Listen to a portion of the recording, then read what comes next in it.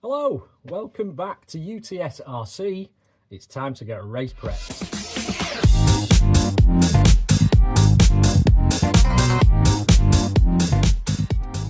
So back in the early part of 2024, I thought to myself, I quite like the idea of racing. I always said I didn't really want to race the cars. I just wanted to build them and look at them and make them look nice and pretty and make them my own. But then I thought to myself, let's give it a go. Let's give it a go. I'd been talking to a few people and they'd said to you, why don't you come down, try it, it's good. So I thought, I'm gonna. So this is my KAMTEC Mini Racer. I absolutely love this little thing. It's absolutely superb.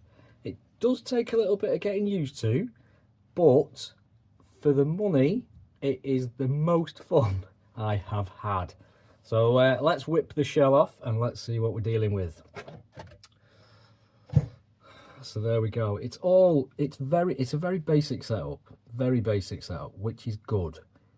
Don't get me wrong, that doesn't mean there is so much you can actually do to these little things in order for them to drive a lot better.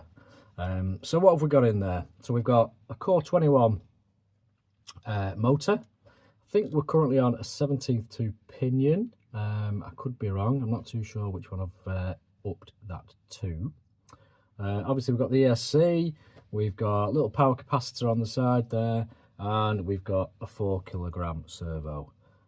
Fly Sky receiver. That's used with my Fly Sky GT5, I think it is. And that is pretty much it. Obviously, we've got the transponder at the front there. The orange bits are from DDR Racing off of eBay. They make various little bits and add-on bits and colour code bits, and I just thought to match the body shell, we'd get some orange bits too.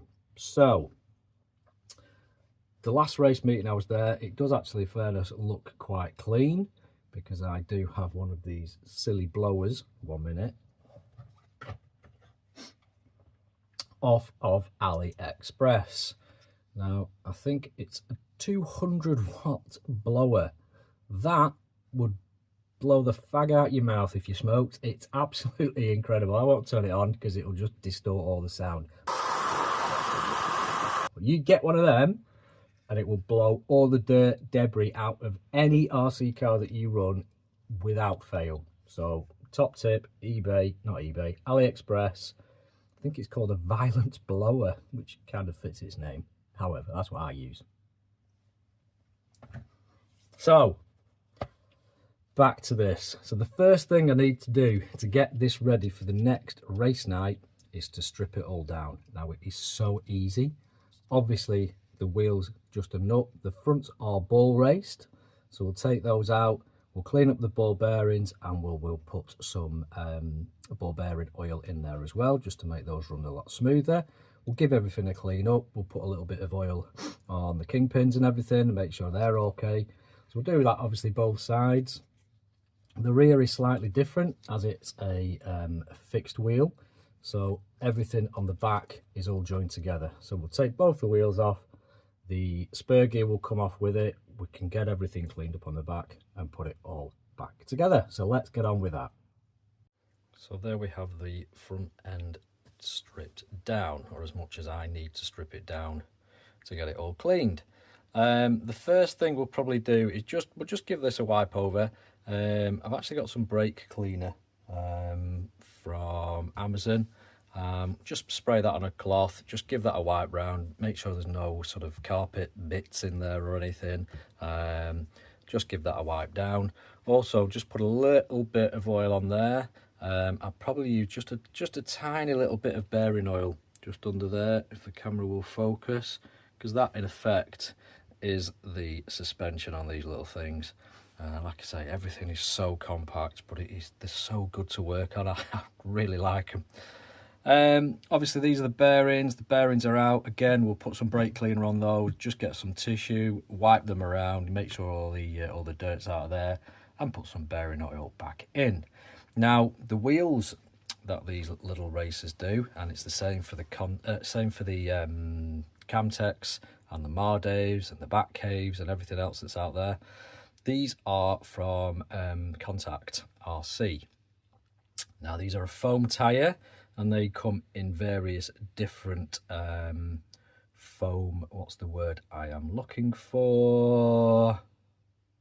Densities. Various foam densities. These ones at the moment, these are on the front, so these are a 50 Shore rating. Now the Shore rating refers to the hardness of the foam, sorry.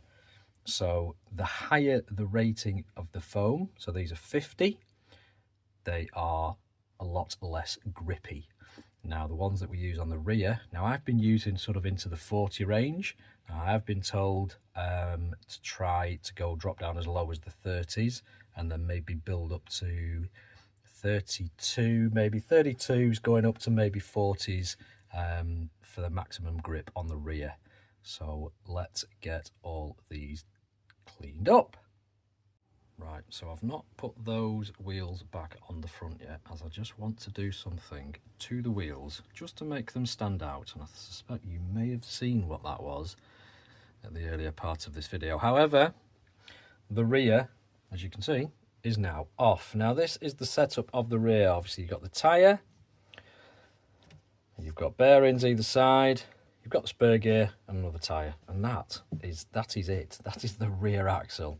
So obviously everything comes apart. These ones, like I said before, on the wheel ratings are a 40 Shore, so these are a little bit softer in the foam, and you can see that these are just starting to get a little bit of a line there. Again, what you can do with this is use the brake cleaner and spray a little bit on a cloth and just wipe over, and basically what it does, it takes all the old tire additive off, sorry, and it takes away, there's some areas where you can see it's just a little bit shiny. Basically what that does is it takes away that shine. It's like the carpet gives the tyres a carpet burn, so it obviously reduces the traction that these tyres can give. So we'll get these all tidied up inside. We'll just give them a little bit of a wipe over. We'll clean the tyres as well. We will get these bearings cleaned up and re-grease those bearings as well, and we will get that back together. Now when you're putting these back on, the trick is not to over tighten the wheel nuts. You want to have a very, very, very small amount of play in there, just so it's a little bit freeing. So what you want to be able to do is, if you ever move your motor out of the way, you want to still be able to free up and spin this rear axle. Now if it's too tight, the motor is obviously working overtime to spin these wheels, so you just want to get a little bit, and there is just a fraction of movement in there. You can see it on the rear axle. Okay, so the next thing I like to do, I don't know if this makes any difference whatsoever, I like to give the motor a little bit of a spray with this lubricant, GT85.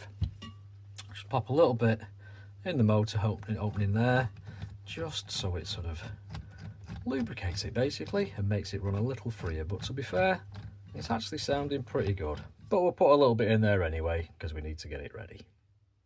So the one thing you really need with these little cars is spares, because when you're hooning it around a racetrack, yes, things are going to happen. Yes, you're going to come into contact with the barriers and other cars and maybe people's shins from time to time, and things will break. At the end of the day, it's plastic. Things are going to break and bend and everything else. So you also need obviously some tyres, because they do go through some tyres. They're not massively, they don't use them up super quick, but obviously it's nice to try different compounds of tyres. So as I said earlier, these ones here, these are 32 Shore rears. Now they will have sort of a real sort of super grip, which will probably be used first thing in the night when there's not a lot of grip on the track, so we'll probably use those to start with.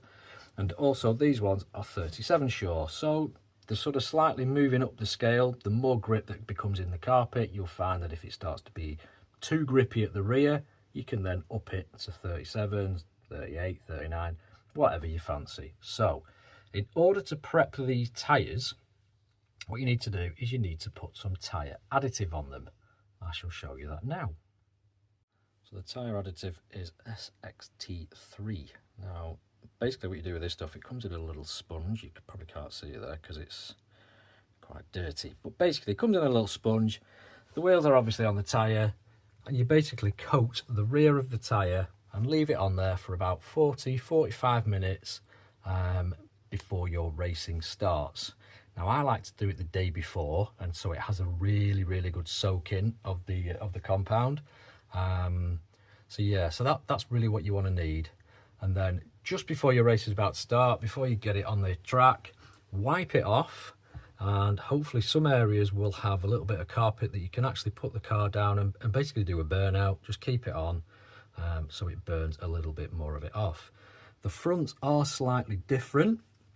So obviously if these were on the front, you would coat the inner half of the tyre with the compound, but literally only leave it on for about 2 minutes. So the end of the preceding race before yourself, put it on.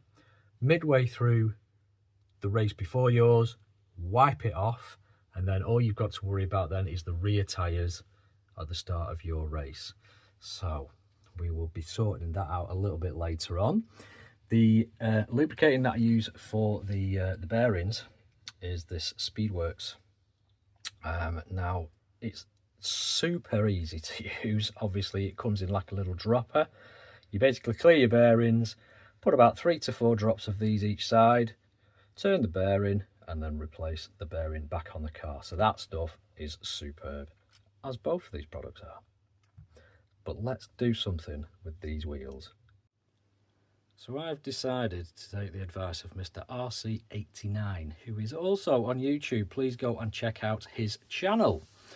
And I have decided to go for the 32 Shore rears. Now these will be super sticky, so for the start of the night when there isn't an awful lot of grip on that carpet, these will hopefully add that grip that is missing, and then we can obviously build up to the higher number of Shore rated tyre throughout the evening if we need it.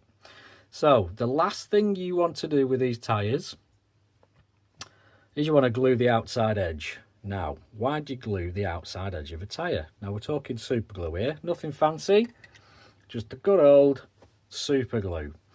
So you want to run a bead around the edge of the tyre.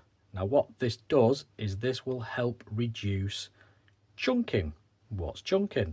So if you're hooning it around the track and you hit something, somebody, another car, the barrier, you are likely, not in all cases, to chunk the tyre. Basically, you're going to take a bit of foam off that tyre. Nobody wants that. If it happens, unfortunately, those tyres are goosed. They are good for nothing. So, you glue the outer edge. So basically, glue some, put some glue on the outer edge of the tyre, let it dry, job's a good one. Now these little things, all these tyres also come with these. Now they look like wheel trims, which technically they are, but these will also help with the chunking because they just sit just a little bit higher up off the rim. But you can also dye these, so you can make these into any colour you want to make your car look pretty and nice. But once you have done that, obviously you can see there's little teeth on the back there. All they do is they fit in the little grooves there. Glue these on as well. Otherwise, if you're going around the track, you'll probably see these pinging off everywhere. Get them glued on, glue the tyre, put them on your car, let's go racing. But first, let's put some colour on that. Okay, bring a pan of water to the boil. For this, we are going to use RIT dye. Get the pan to simmer, add the dye to the water, grab a pair of tongs and submerge the wheel trim in the water. Now I was going to do it this way, however I dropped this one, so put them all in, spin them around, don't let them touch the bottom for too long, and away you go. And there we have it in its full orangey glory. Yeah, so everything's back on now, everything's been lubricated, everything's been cleaned down and flushed out and blown out and everything else. So we are now race ready. So I guess the only thing now is to get it on the track and see how we do. Hopefully that will be in the next video. Now next month there's a good chance I will be replacing this shell as it is a little bit battered. I do need to do some repairs with tape and glue. But let's see how we get on. But next time we do the video, we'll probably have a new shelf for this one, and quite possibly a new shelf for what's sitting up there. But we shall see. But thanks for watching. I'll hopefully see you on the next one. Take it easy. I'm a player.